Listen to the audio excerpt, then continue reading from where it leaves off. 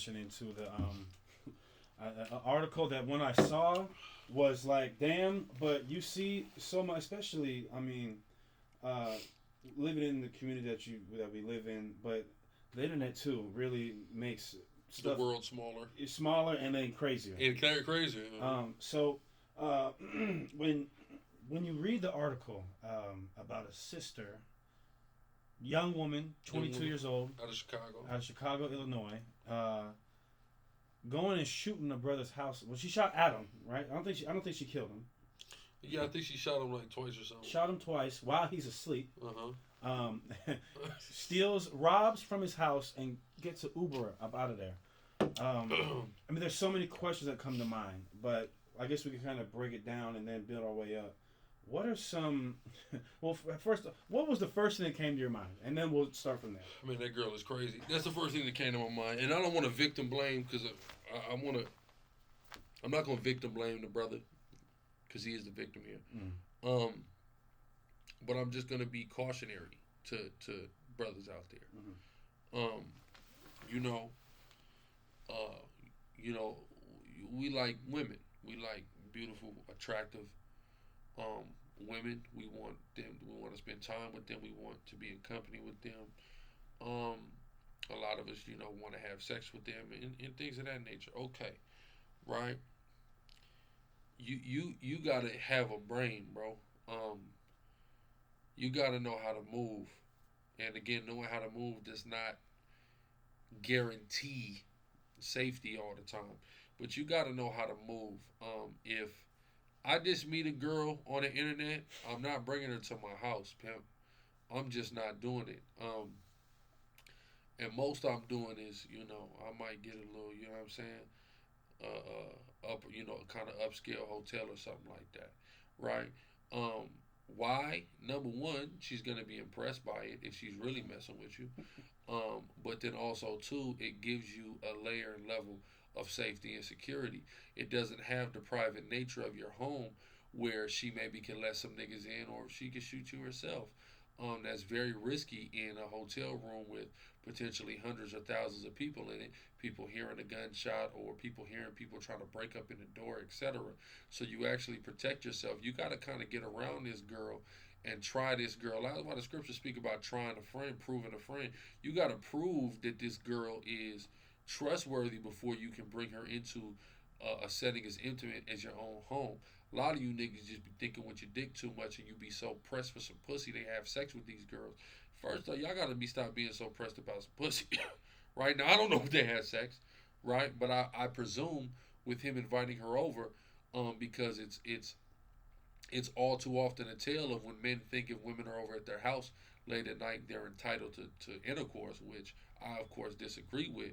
But there's a lot of men that would agree with that notion that if she's at my house and it's late and she come in my bed or whatever, then we're having sex or I'm due sex or I'm owed sex or I should be expecting sex or I'm obligated, whatever. I think that's stupid, number one. But number two, it's that pressure, it's that puts you in that vulnerable position that left you open and subject to this type of situation happening to you.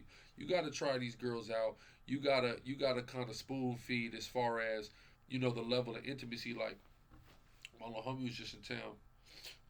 You know, he was messing with a girl. He was telling me about a girl he was messing with, and you know, he was letting her come over. He's like, then her homegirl like came through, and then he just like, she was like, you know, her homegirl got put out. Can she stay the night? Like, just stay in the living room. And he's like, nah. Like, y'all gotta go. Matter of fact, you both gotta go right now.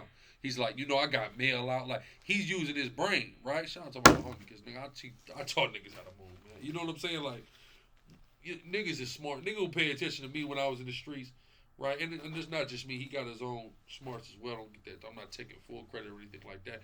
But a nigga like me, I knew how to make it happen. You know what I'm saying? I knew how to position myself most of the time. Not that I ain't never got caught in no compromising predicament or nothing like that. But I always knew not to trust these bras like that until there was really some time put into where I knew, okay, she could come around into a more intimate setting with myself, right? You gotta be mindful, you know, of things like that. So like even if let's say You got, you know, your girl got a friend, got her homegirl. Her homegirl comes around and she's cool, and you know she's cool, but her homegirl, she kind of, you know, she have different men around her, and then she want to come through with one of them different men. Man, fuck no. I don't know this nigga. What is he off in? I don't know what he's into. I don't know if he's scoping my house out. I don't know what type of loyalty he has for her. She's switching niggas, you know what I'm saying, like draws. She can't keep a man around. So this nigga, he don't even have a loyalty to her to where he wouldn't cross that line. He may, you know what I mean? You don't know. You gotta be mindful of that shit. If you have something worth taking, you gotta be mindful of everything like that. You see what I'm saying? So that's for him, right? You know, that woman, she's coming from a place of desperation. And this is what's driving a lot of stuff right now. A lot of our people are desperate. And some of it is not just survival desperation, though. Some of it is finer things desperation, right? Like, you don't need a pair of Balenciagas to survive. You don't need that to survive. you can go into a bullshit store and get some just fine shoes for a good price. But our people just want to have these things for validation, right? They want the cocaine. That's what it is. They chasing the cocaine. You go right? to Ross will hook you up, man. You know what I'm saying? Ross will get you right. TJ Maxx, Marshalls will get a lot of y'all right while you bullshitting. But instead, you want things that are symbols of validation that you feel like people are going to associate you on a higher level if they see you with it. They see you with this type of bag, with these type of shoes, this type of scarf on, you know, all the various little bullshit. You see what I'm saying? Jewelry, things of that nature. Our people are so driven for these status symbols for the cocaine. They're so addicted to it that, you know, they'll do anything for it. They'll do anything for clout. That's why cocaine is a hell of a drug, man, because people will do anything for it. So that, in part, is driving. It ain't just survival. I'm telling you that now. It's not just that girl's survival that she was worried about. It's having more than just survival. And not that people should only settle with survival and don't get that twisted. Surviving, don't get that twisted. But don't go to these desperate measures of setting a nigga up on Instagram and going and popping his ass. You feel me? In order to get something. That was a half-baked scheme in the goddamn first place. Right? What are you doing? Right? So like, you go ahead. No, you know, social media has really changed, obviously, the world in every aspect. So, of course, you're going to change it in the dating aspect. Mm-hmm. So, it's not like how back in the day. See, I'm not even old enough to even know, but I just know from other people knowing and just observing where you could be introduced to somebody, you know, hey, this is my sister's friends, and you know, you put a good in word with the sister, boom, you know she must be good because she's with homegirl, whatever. Yeah. So and kind of even going back to the Bible, how we see a man giving his daughter over to a man of understanding, like the scripture says. Yeah, what you just described prior to that is like a ghetto arrangement. Right. You see what I'm saying? A modern day ghetto one. Not so much the father giving her away, but like, you know, through such and such. Right. You know what I'm saying? But there's a foundation there where you know this person and you can vouch for this person. There's vouchers. Exactly. Now, with social media, describe if, in general, I don't think it's dangerous. But I think, of course, it can be dangerous. Dating on social media or attempting to find a spouse Finding love on social media. Yeah. We can't say it's impractical. It's very practical. At this juncture, at this stage, as we're deep off into a digital age, it's certainly practical, right? Be it your conventional social media sites, Instagram, Facebook, Twitter, whatever the hell else people is on. You know, niggas are sliding into DMs, niggas, you know, shooters are shooting, things of that nature. But then also in the specific dating circles, be it, you know, Tinder, POF, etc., the different dating sites that exist. So it's certainly practical. You know, it is what it is. But you gotta be careful, man. You have to be. Men and women are both taking gigantic risks by dating strangers on the internet. Gigantic risks, right? Everybody got to be careful. Women take pictures of them license plates. Only meet these niggas in public. Right? I'm telling you this. Well, this nigga be cheap too. You see what I'm saying? Nigga be trying to cheap date. They be trying to just invite a girl to the house. Nigga, for what? If at least like, and a decent nigga, like you gonna have enough sense to go, okay, like, you know, I'm not gonna put that pressure on that girl, right? Make this girl feel comfortable and demonstrate that you're not some type of predatory creep. And women, you know, men, you gotta also watch out for these women because some of these women ain't out for what you got. Some of us may be high siding, capping, so they not even capping, so like it not the term. You call it what No, it is. no, some we capping, but sometimes we really flashing. Yeah. To impress this girl, and all she's seeing is, nigga, you see what I'm saying? You let me know. You let me know that you just a flexing ass. Yeah, and she got a whole nigga that she really deal with. Right. This happens. Yeah. I know girls who have really done that, really got a nigga and really is out here putting themselves out there to set niggas up. Mm-hmm. That's real life. We done picked up girls. We just talked about Slim 400, right? Mm-hmm. And then we talking about this situation. You know, Deacon, my dear best friend. You know, he used to have his CL600 Benz, matte white, stupid, big ass white 22s on that motherfucker. Stupid ass car, right? And we used to be tearing the LA streets up. With it, fucking Sunset up, whatever, right? Okay, cool. We was in North Hollywood on Lancashire. Bus stop. You feel me? He pull up on the joint at the bus stop, you know what I'm saying? And knocker, whatever, boom. They on a date that night, right? Smart brother though, they in a public place, right? Which is Big Wings on Lancashire. You know, he say a few too many things to the young lady, right? I mean, he's out there, he's Gucci down. You know my brother, he be buttered down, you feel me? They used to call him the Gucci Goon, you know what I'm saying? Elder brother called him the Gucci Goon.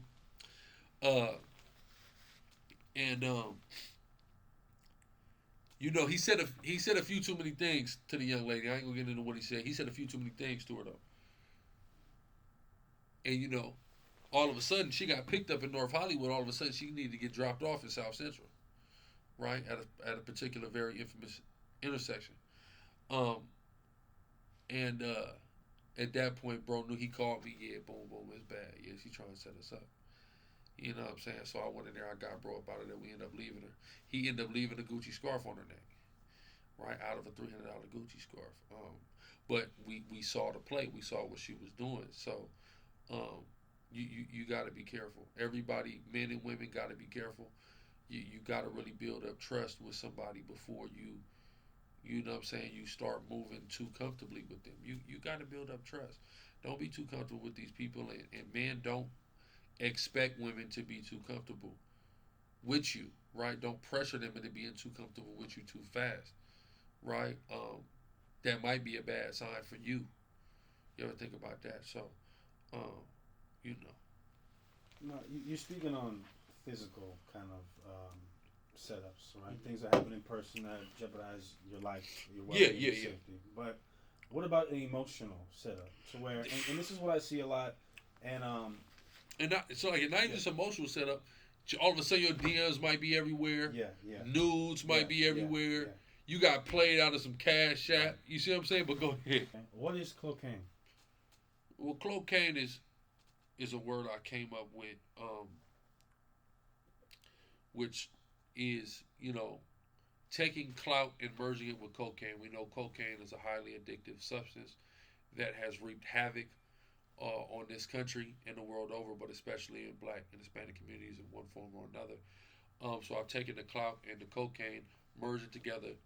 We call it clocaine because clout is the new drug. The new drug that's ravishing our communities. The new thing that everybody is hell-bent on.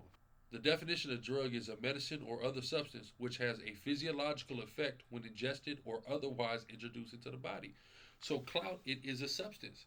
And when introduced into people's body, it has a physiological effect that's noticeable. And we see people constantly getting high off of this clout and this validation, almost to the point where it seems like a mental disorder, right? It's like serial killers. You had serial killers like, if y'all remember the BTK killer, right? I think BTK beat them, tortured them, killed them. I think is what it stood for. And he got away with all of his murders for years. Then he started leaving clues around that actually led to his apprehension. And we've seen this in other serial killers. And the reason for that is, even though they've geniusly orchestrated several crimes, heinous murders, right? And got away with it through their sick, twisted, demented, genius, they still want the credit for it. They still want the credit for the genius that they did. And that's what we see now. People, they want to do things for the validation of other people. You want to show everybody you have a gun. You want to show everybody you shoot your gun. You want to tell everybody you've killed people and these are the people that you've killed because you want credit for that, because you want the validation of other people that is attached to them knowing that you've done such things.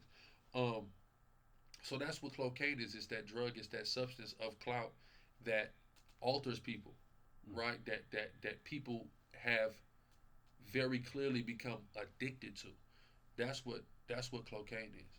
What is the cure for clout? The cure for clout? Jesus Christ. The Most High God, His Son, Hamashiach, Yahushua, what they call Jesus Christ. I'm going to give you some validation here. You don't need no other validation other than blacks and Hispanics. You're the Israelites. Mm-hmm. You're the chosen people of God. Yeah. I mean, what in the hell is more valid than that? What more validation is? God loves you and only you. God has chosen you and only you. And God has exalted you above all other people on earth. That should be all the clout you need. All praise to the Most High. All praise to the Most High.